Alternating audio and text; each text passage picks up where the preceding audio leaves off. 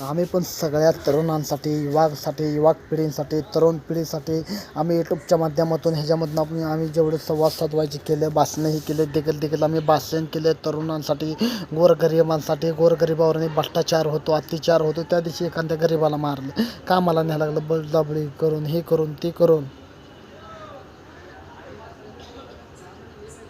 पण आपल्या महाराष्ट्रात हुकुमशाही लई चालली आणि बाहेरची लोकं लई यायला लागली, बिहारी ही म्हणजे सगळी लई वाढत. महाराष्ट्रातल्या तरुण पिढीने, महाराष्ट्रातल्या यंगस्टार पिढीने एखाद्या सामान्य कार्यकर्त्याला सपोर्ट करावं, त्याला वर आणावं. हे म्हणते महाराष्ट्रातले सगळे सम्राट काय काय बिग बॉसमध्ये पण गेले, बिग बॉसमध्ये ह्यांना त्यांना टॅलेंटले माणसं असते.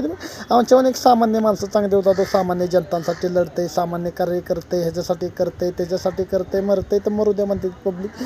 पण महाराष्ट्रातल्या तरुण पिढीला, महाराष्ट्रातल्या यंगस्टार पिढीला आम्ही विचार देतोय, कुठं तर उद्धार करायला बघतोय गोरगरिबांचा, कुठं तर महाराष्ट्रातला आम्ही ही थांबवाय बघायला बघतोय, कुठं भ्रष्टाचार आहे, कुठं हुकुमशाही ही आम्ही थांबवाय बघतोय. हे आता सगळ्या तरुण पिढीने, सगळ्या युवा पिढीने हे सगळ्यांनी काळजी घेणं पाहिजे. एखाद्या सामान्य कार्यकर्त्याला सपोर्ट करून पाठिंबा देऊन आपण वर काढायला पाहिजे. जनताचा विकास, गोरगरिबांचा, तरुण पिढीचा, यंगस्टार पिढीचा. बघा तरुण बेरोजगार फिरायला लागले, ते नोकरी लागत नाही, ते मुलांना हे लागत नाही, ते लागत नाही. ह्याच्या पूर्तीनं, ह्याच्या आपण अनुभवून व्यक्तित्व महत्त्वानं आपण सगळ्या तरुणांमध्ये आपण भाषणं पोचवली. हे नेहमी भाषणं ऐकली. संपूर्ण महाराष्ट्रातल्या लोकांनी, मला सगळ्या मायबापाने, महाराष्ट्रातल्या जनताने बघितलं. यूट्यूबला सगळ्या जनताने बघितलं, भरून प्रेम दिलं मला. महाराष्ट्रात संपूर्ण जनताने मला प्रेम दिलं, बघितलं, यूट्यूबला भाषण केलं, हे फाडून घेतलं, हे आम्ही काय वाचा घालून. पण काय लोक सपोर्ट करत नाही, ते काय लोक आमचा इतिहास आठवून नाही. ते बघा गरीब लढतंय तर लढू द्या, मरतंय तर मरू द्या.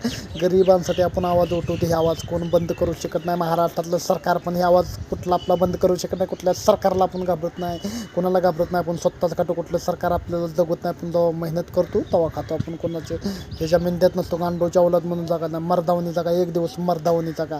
पण महाराष्ट्रात आम्ही सगळ्या हिंदुत्वाच्या रूपाने, 18 पकड जातीच्या रूपाने आम्ही हे धनुष्य आम्ही उभा करणार, म्हणजे करणार. एक दिवस तर चांगदेव जाधवचा इतिहास संपूर्ण महाराष्ट्रातल्या तरुण पिढीसाठी, महाराष्ट्रातल्या युवा पिढींसाठी. महाराष्ट्रात कुठं भ्रष्टाचार होते, कुठं अत्याचार होते, आम्ही अन्यायाला वाचा फुलल्याशिवाय शांत बसत नाही. जेवढं व्हायला लागलं आहे महाराष्ट्रात, आम्ही शांत बसणार आहे. संपूर्ण महाराष्ट्रातल्या जनतांसाठी अटक झालं तर चालेल. जय हिंद, जय महाराष्ट्रात. लाडके बहीणचं पण बघू, ती एक हप्ता अजून मिळला ना, ती पण होणार आहे आपलं मामलं.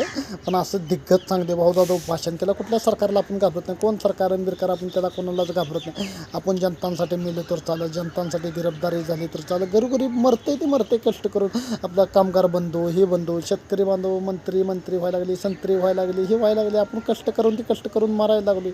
आपल्याला युवक पिढीला कधी चान्स मिळायचा, युवकांना कधी चान्स मिळायचा, तरुण पिढीला, यंगस्टार पिढीला एखादा चान्स मिळायला पाहिजे. मग तुम्ही महाराष्ट्रात युवकांना लढायला कॅन्डिडेट म्हणून त्यांना पण एक चान्स मिळायला पाहिजे युवक पिढीला. जय हिंद, जय महाराष्ट्र. चुकलं तर माफ करा.